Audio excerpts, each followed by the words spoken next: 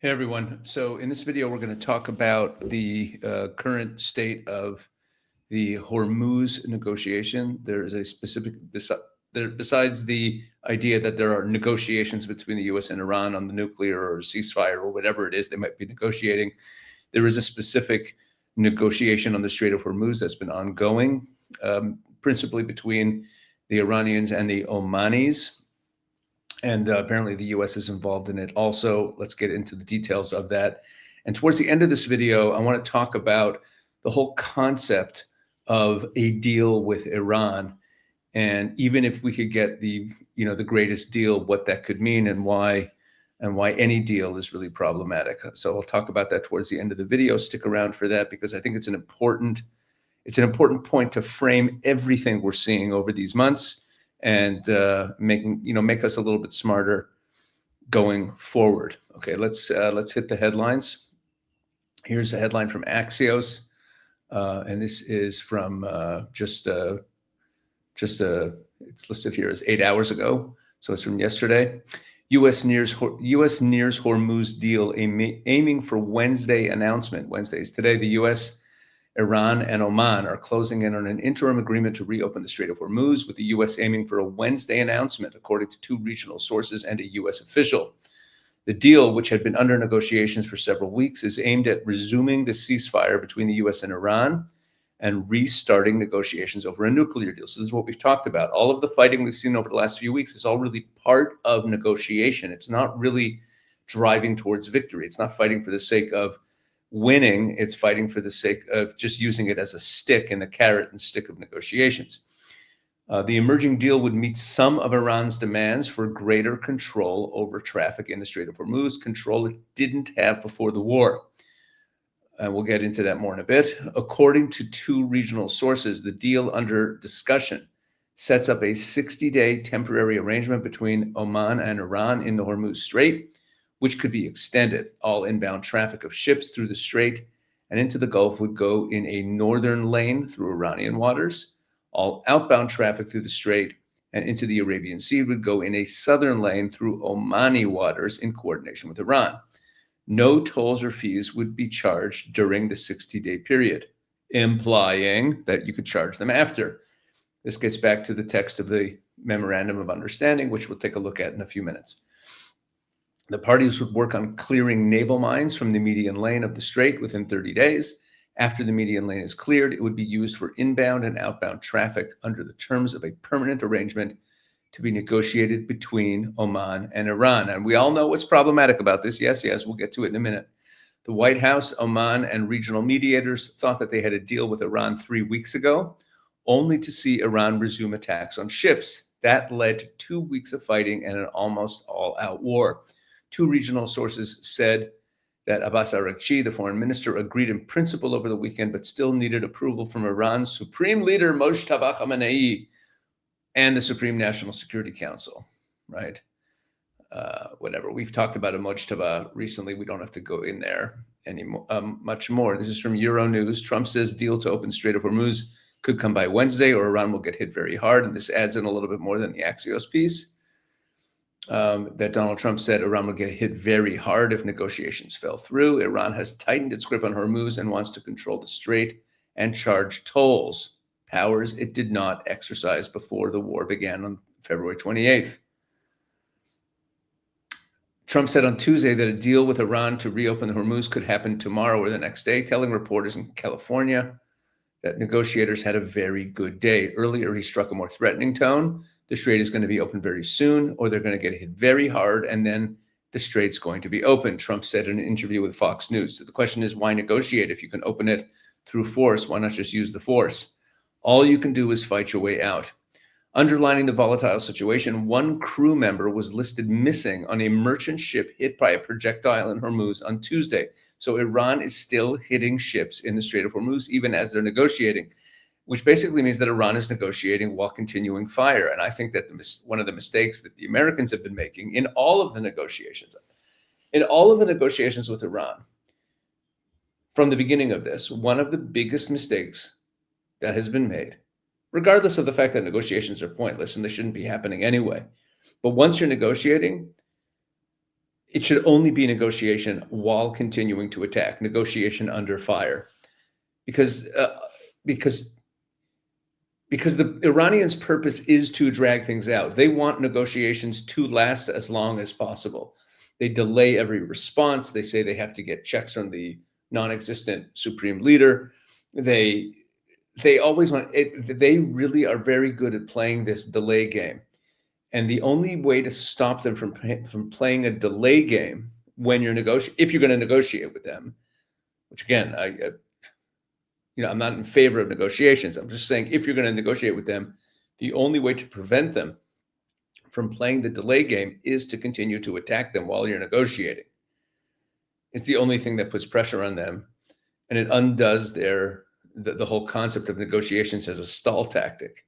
Meaning, I'm not even saying that continuing to strike them, you should continue to strike them for the sake of striking them. I'm saying, even if your whole point in striking is to use it as a tool in negotiations, then you should continue striking while you're negotiating and say you're only going to negotiate under fire. That's my view. Anyway, in what has become a regular pattern, Trump last week threatened to hit Iran very hard, potentially with attacks against civilian infrastructure, only to pull back, hinting a deal was near. Iran's foreign ministry has denied negotiations with Washington, even as Trump insisted they were happening. Early on Tuesday, Britain's Maritime Security Agency, UKMTO, said an unmanned cargo vessel had been struck by an unknown projectile in the Strait of Hormuz off the coast of Oman. This is yesterday. So they're negotiating, meaning they're forcing us to negotiate under fire. They're continuing to strike vessels in the Strait of Hormuz. We should be forcing them to negotiate under fire as well. Iran continues to impose an effective blockade on the Strait and insists ships coordinate crossings with it. The disruptions in Hormuz have only placed greater importance on shipping lanes through the Red Sea, where Iran-backed Houthi rebels in Yemen have declared a maritime blockade in Saudi Arabia. That's another way they're negotiating. They're forcing us to negotiate under fire. They're tightening the grip, or their disruptions. They're intensifying their disruptions. That's the right word, on global shipping lanes wherever they can. The Saudi Red Sea port of Yanbu. We've talked about that in a number of videos. The Red Sea port of Yanbu. That's Saudi Arabia. That's on the western side of Saudi Arabia, where the end, which is the western end of Saudi Arabia's east-west oil pipeline. So that's how the Saudis are bypassing Hormuz. So the Saudi Red Sea port of Yanbu has enabled it to keep up shipments to global markets by circumventing Hormuz entirely. But since the Houthis announced their blockade, they have claimed attacks on multiple ships they say are in violation. On Tuesday, the Indian ship MSV Faiz Nur Olia sank in the Red Sea off Yemen following an unattributed attack, with all of its crew rescued. The Red Sea is a gateway to the Suez Canal, and a previous campaign of Houthi attacks on commercial vessels during the Gaza war forced shippers to instead take lengthy detours around the southern tip of Africa. By the way, an issue that we haven't talked enough about, maybe I should make a separate video about it, is the damage that this entire war from the very beginning has had on the Egyptian economy, because Egypt depends so heavily on traffic through the Suez Canal for its economy, and that traffic has been greatly curtailed since October 7th. And the Egyptian economy is suffering terribly from it. We should, I should discuss that in another video. One more report on this from Western media is the New York Times. An emerging deal could cement Iran's control of Strait of Hormuz. And this just added a few points that I thought were important. Iran and Oman are closing on an agreement. So for the beginning of this is pretty similar to everything that we saw. Iranian officials said that while there'll be no tolls charged, the agreement includes a service fee to cover the environmental impact of shipping, security for the cargo ships and tankers, and staffing. Why do you need to pay for security? But even so, look, it's an international waterway. We'll get into that in a bit.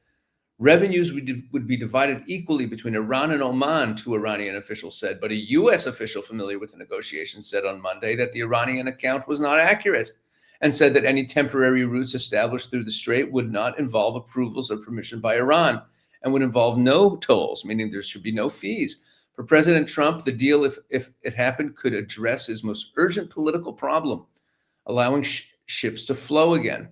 For their part, Iranian officials said the strait would remain closed despite any agreement, and until the U.S. lifts its naval blockade against Iranian ports in the Persian Gulf, and both countries return to the 14-point plan laid out by the Islamabad Memorandum of Understanding. Of course, the Iranians want to return to the 14-point plan. It's great for them. The U.S. could ease the market pressure even further, some officials said, if it decided to issue exemptions on sanctions against Iran so it could legally sell and deliver oil. You see, here's the deal. The Americans have an interest, obviously, and we're rooting for this, in tightening the economic noose around Iran's neck. On the other hand, the Americans also want the Strait of Hormuz opened, and they also want oil to flow. And you could ease market pressures by allowing Iran to sell its oil. On the other hand, if you allow Iran to sell its oil, then you're allowing Iran to have money, which only perpetuates the problem. Besides the fact that any deal here that concedes the point that Iran has some measure of legitimate sovereignty over the Straits of Hormuz is disastrous. And this is where Marco Rubio's statements are relevant, which is coming right here. Ultimately, if Iran asserts continued control over the passageway, the opening might come with a geopolitical cost. Iranian officials say they're designing the accord to ratify their capacity to control the strait and therefore retain strategic leverage that they did not employ before the war. Such restrictions would directly violate the goals set by Secretary of State Marco Rubio, who has said repeatedly in recent months that the strait must return to the kind of open waterway that it was before the United States and Israel attacked Iran on February 28th. Quote, if we create a precedent in the Middle East where a nation state can decide that they're going to control an international waterway, charge a toll, and if you don't pay them, blow up your ships, we've created a very dangerous precedent which will repeat itself in other parts of the world. What is at stake here is not simply the issue of what is happening in the Straits of Hormuz. It's a fundamental principle about freedom of navigation. The rules which have underpinned 150 years of international trade and commerce are also threatened, and that cannot be allowed to happen. This is the problem with the entire premise of these negotiations. Trump wants the straits opened, and any concession he makes concedes a point that could be dangerous elsewhere in the world. But getting the strait reopened is vital for Mr. Trump politically. And so despite Rubio's statements, the administration appears to be preparing the world for a reopening in which Iran exerts daily control over traffic. You'll find out today or tomorrow, Trump said. Yet inside the Pentagon, some senior officials appear skeptical of the emerging Omani-Iranian arrangement, according to current and former officials who have been briefed on the concerns. Some worry that it amounts to capitulation to the Iranians. They note that on the route from the Gulf through the Strait via Oman's waters, there are still many mines, and ships would need to coordinate with Iran to navigate it safely. You see,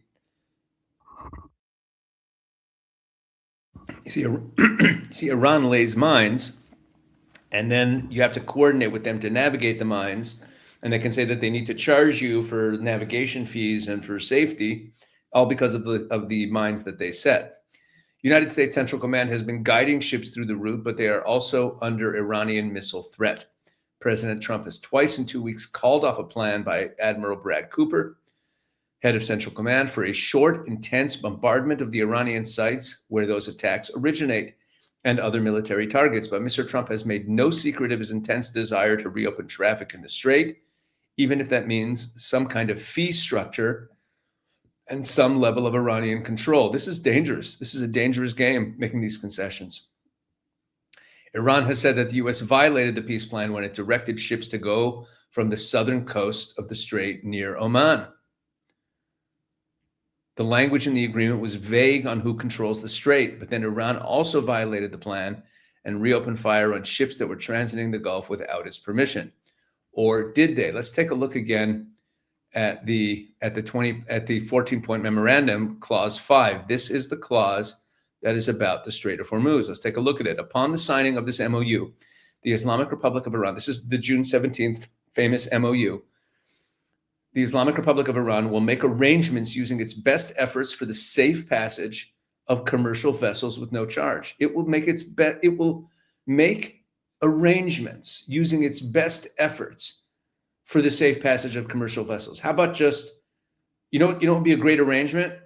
Just don't do anything, and it's not your waterway, and just let everyone pass through. So this is already there in the language of saying that Iran will make arrangements using its best efforts for commercial vessels to pass through free of charge for 60 days only, conceding that after 60 days they could resume charging or make different arrangements from the Persian Gulf to the Sea of Oman and vice versa. The traffic of commercial vessels will immediately start, and considering the need for removing technical and military obstacles and demining by the Islamic Republic of Iran will start within 30 days. The Islamic Republic of Iran will conduct dialogue with the Sultanate of Oman to define the future administration and maritime services in the Strait of Hormuz. This concedes that they have some sovereignty and control over it. And look at especially the way the sentence ends. Take a look at the rest of it. Okay, so they're gonna conduct dialogue with Oman to define the future administration of the Strait of Hormuz in discussion with other Persian Gulf littoral states in line with the applicable international law and sovereign rights of coastal states of the Strait of Hormuz. Now, you can interpret that different ways. You can say, well, your sovereign rights don't allow you to control an international waterway, but they're seeing that as a concession that control over the Strait of Hormuz is part of their sovereign rights. It's not a bad reading of this clause, and that's part of what made this MOU so dangerous. You see, the way these deal makers like Witkoff and Kushner, we've seen this before with the Gaza plan and other things. The way they write deals is they try to keep things as ambiguous as possible to get the other side to agree so they can say we have a deal, but that actually creates all sorts of problems. We saw this in the Gaza plan with the disarming of Hamas. When you take these difficult issues, the most important issues, and you write them in this ambiguous way, you just make the problems worse down the road. And that's what we're seeing right now. Let's just see how the Iranians are reacting to this. This is Tasnim, the IRGC-aligned news agency from today. This was actually posted just about an hour and a half ago when I'm recording this morning on Wednesday. Source, U.S. interferes, delaying Iran-Oman deal on Strait of Hormuz. Speaking to SEPA News, an informed source said the primary reason for the delay in the agreement with Oman on the Strait of Hormuz is U.S. interference and Trump's threats. As long as U.S. interference and threats of military action against Iran continue, the agreement will remain delayed, the source said. The informed source emphasized that Iran will not conclude any agreement under the shadow of threats.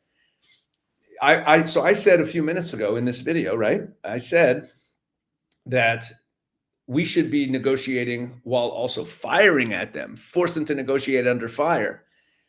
And they see that they're not negotiating under fire, so this emboldens them, and they go even a step further and say, we're not even going to make it, Trump is so desperate to get the straits opened, you better stop threatening us.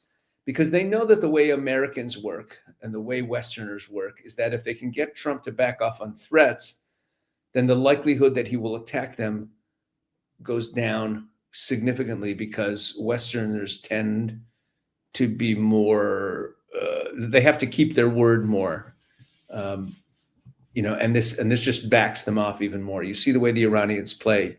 No matter what position they're in, they always push for the next move. So they already have gotten Trump to stop the attacks, and now they're saying that he should stop the threats altogether. Spokesperson for the Iranian Foreign Ministry, Ismail Baghai, said that the negotiations are focused on establishing safe shipping routes while safeguarding their sovereign rights. And then the rest of it is pretty much the same. Okay.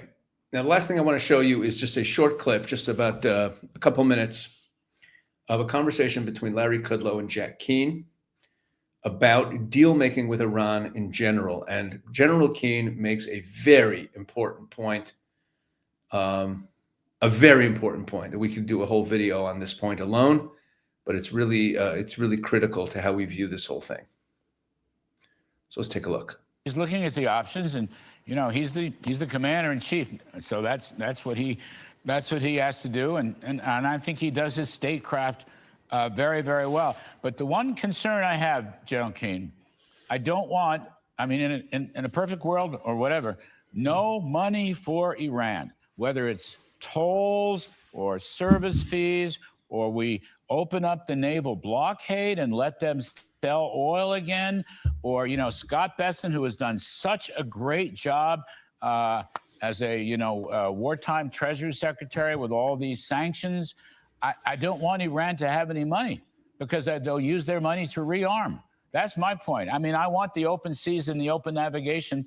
That's some naval lore, but I don't want them to have any. I want to starve them of financial resources, I mean, I'd like to see you and Scott Bessent do the negotiating for the United States of America on the military and the economy. They'll rearm. That's my biggest worry, sir. Well, Larry, you and I have talked about this for months.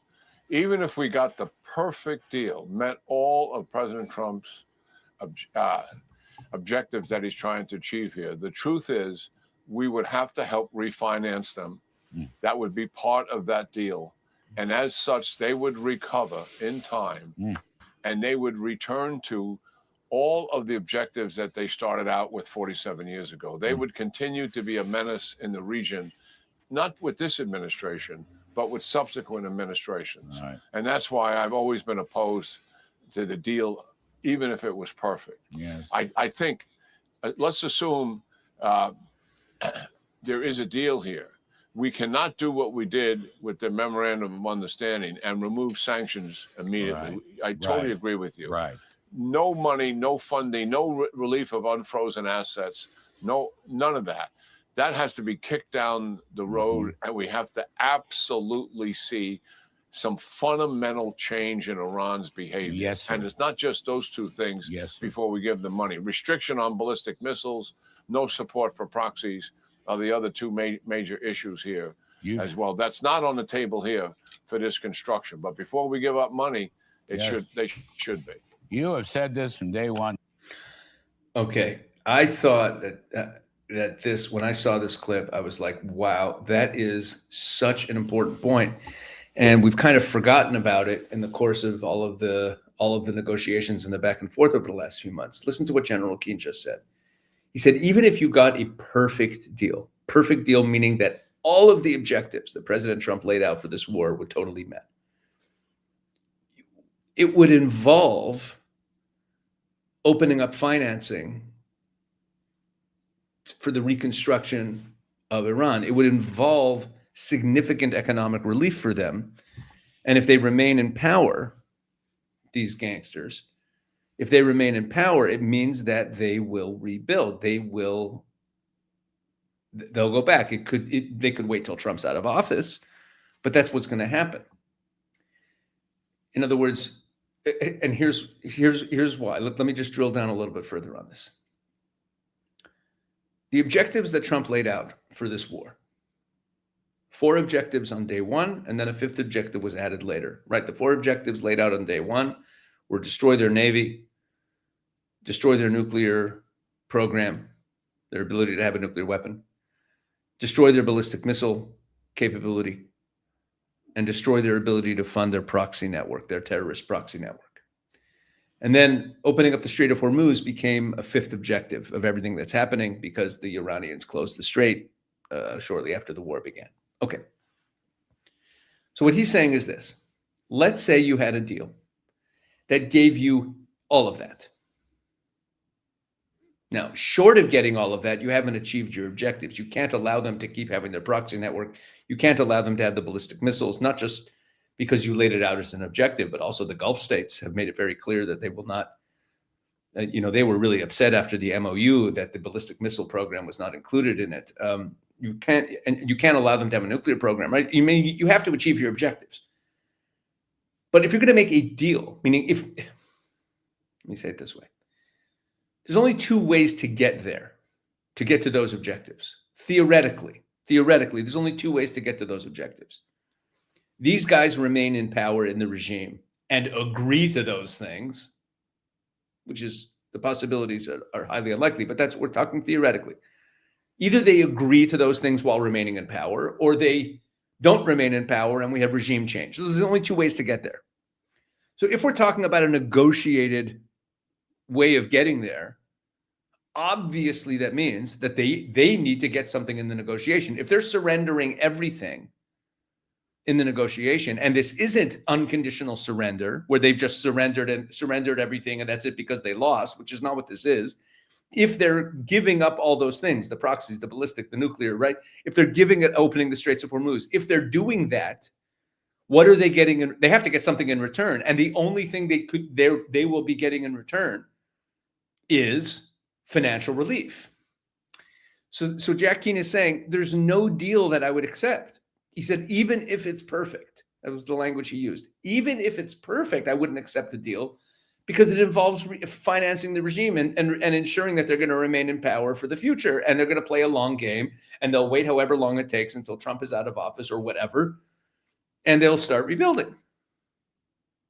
And they'll continue to be a bad actor. So that's a very important point to remember. There's no such thing as an acceptable deal. It's not just that like we want a good deal. There's no such thing as a good deal with these guys. And that is the lesson that Trump is very slowly, hopefully learning. There is simply no such thing as a good deal. We need to keep that in mind as we look ahead, as we watch how all of this unfolds. All right. I hope you found this helpful. Hope you found it informative. Please like, share, subscribe. Just share this with one person who you think is useful. Tell them what's going on this channel, what we're doing here. And thank you very much for watching. Please drop a comment. Let me know what you thought. I do read the comments. I read a lot of them. I spend time every day reading comments, and I really do appreciate everything that you guys say. And I take your advice when people have made suggestions. So keep watching. All right. God bless.